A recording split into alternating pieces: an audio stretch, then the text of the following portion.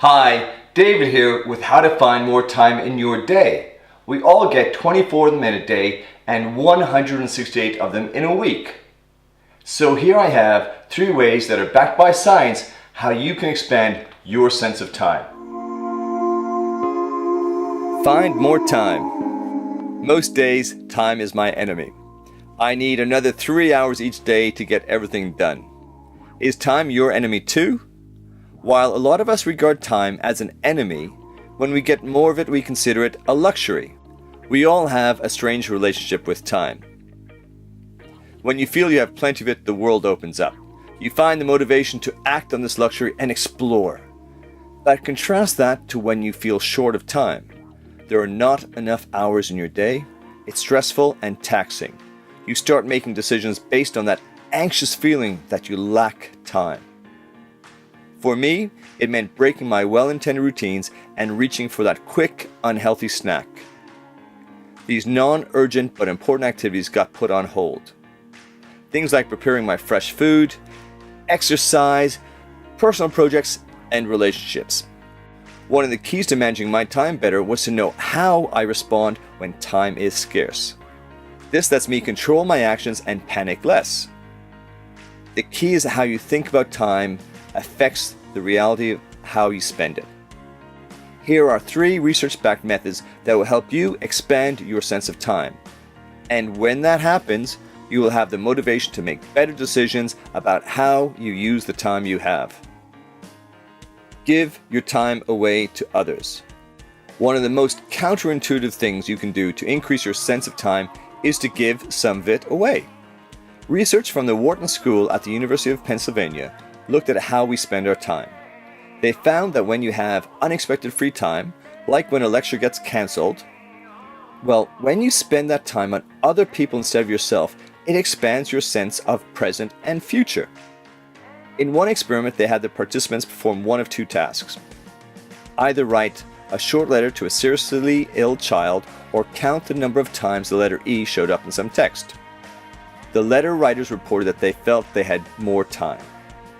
In a follow-up experiment, they had 2 groups. One spent 10 or 30 minutes doing something for yourself that you weren't already planning to do that day. The other spent 10 or 30 minutes on someone else, doing an unplanned, spontaneous act. The duration of the time didn't matter. What did matter was what they spent it on. And again, they found spending time on others expanded people's sense of the future. They concluded that this expansion happens because helping people increases your sense of usefulness and effectiveness. Decompressing in front of the television or getting a massage might be fun and relaxing, but activities like these are unlikely to increase feelings of self-efficacy. The researchers know that little acts of pro-social behavior are enough. Just carve out 10 to 15 minutes a day to do something for somebody else. Seek awesome. Indulge me for a minute. Just close your eyes. Think about a point at which time stood still or even melted away. Go on, do it right now.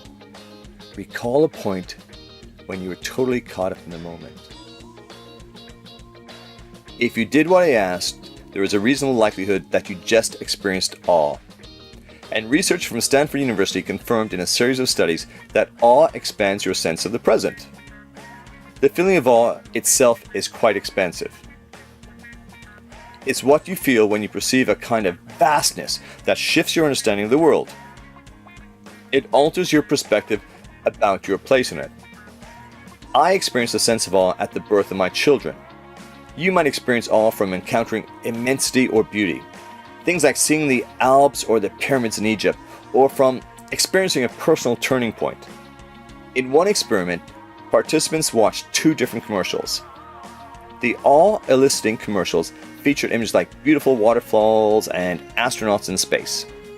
The participants reported feeling like they had more time than people who watched the happiness-eliciting commercials. Researchers found that this expanded sense of time even increased people's willingness to volunteer to help others because they felt less impatient. You might think that awe-eliciting experiences might be hard to find, but small doses can be enough. Remember that even the 1-minute ads that the researchers used in the experiment were effective. Why not go out and seek things that make you go, oh my? And one of the best ways to do that is to get out and experience the beauty and wonders of nature. Experience new things such as travel.